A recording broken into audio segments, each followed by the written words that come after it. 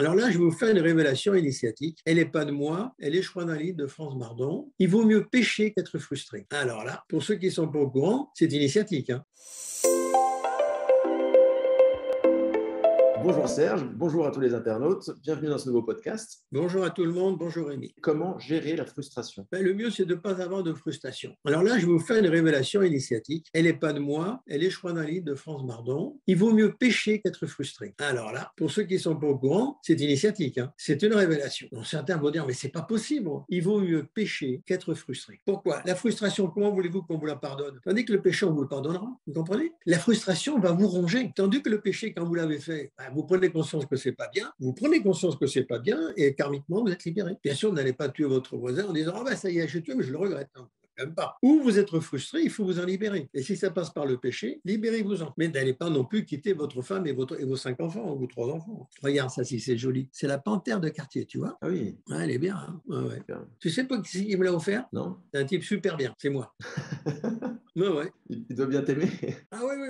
Oui, je m'aime. Bien sûr que je m'aime. J'ai une profonde estime pour moi-même parce que grâce à Dieu, j'ai réussi ce que beaucoup d'humains n'ont pas réussi, devenir mage christique et initié et répondre à des questions qu'on me pose au kilomètre comme si je savais tout alors que j'ai aucune instruction, je sais pas lire et écrire. Ouais, je trouve que je suis un type estimable. Je suis bien marié, j'ai des belles filles, 3 belles filles qui nous donnent plaisir, ma femme et moi. J'ai une belle vie, je suis tranquille. Bien sûr, je suis estimable. Alors j'ai voulu me récompenser. J'attends un deuxième bracelet de quartier. Mais il faut savoir se faire plaisir. Si vous ne savez pas vous faire plaisir, n'allez pas vous plaindre après que vous n'êtes pas heureux. C'est le futile qui vous donne du plaisir. C'est pas l'utile. L'utile, il est juste nécessaire. Mais c'est le futile qui nous fait plaisir. Le petit chemisier que la femme peut se payer, la paire de chaussures, le sac, c'est le futile. Et tout le monde, quel que soit son niveau social, son niveau d'argent, peut se payer toujours quelque chose. Se faire plaisir est important. Vous faire plaisir est important. Ça rentre quand même dans une forme de bonheur, même si c'est fugace. Est-ce que la frustration en elle-même est inévitable? Ça dépend du caractère de la personne. Je suis mage christique.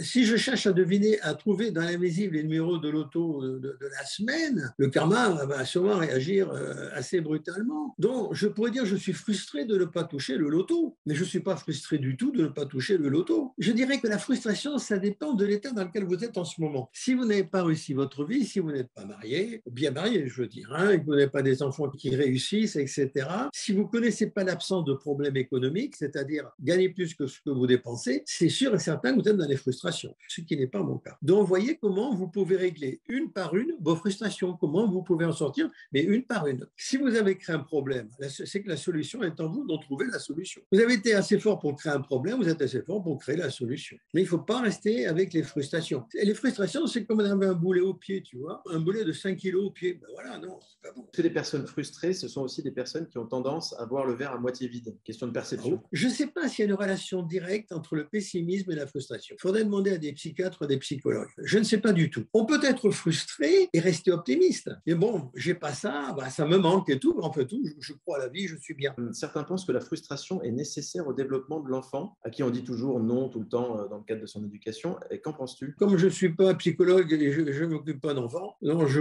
ne peux pas répondre. Il faut demander aux spécialistes de l'enfance. Il faut demander tout simplement à une mère. Il y a une chose qui est extraordinaire, c'est qu'une grand-mère vaut 2 pédiatres. Ça, je l'ai toujours dit. Tous ces spécialistes de l'enfance leur trouvent de plus en plus de maladies. Et comme ils trouvent des maladies, ils leur donnent des remèdes. Non, mais c'est fou. On donne des remèdes à des bambins. Donc, je me méfierais. Il faudrait demander plutôt conseil, non pas aux psychologues ou aux psychiatres, demander conseil aux mamans et demander conseil aux grands-mamans, parce que c'est 2 choses différentes. La maman dit non parce qu'elle n'a pas le choix, hein. Et les grand-mères, bon, écoute, allez, elle dit oui. Il faudrait demander aux 2. J'ai jamais vraiment élevé mes enfants, parce que j'ai toujours beaucoup voyagé. Donc, c'est plutôt mon épouse qui a élevé nos filles. C'est plutôt à Valérie qu'il faudrait poser la question. D'accord. Merci beaucoup Serge. Merci pour ce podcast aujourd'hui. Je ne peux pas avoir réponse à tout, c'est comme ça. Portez-vous bien, passez une bonne journée.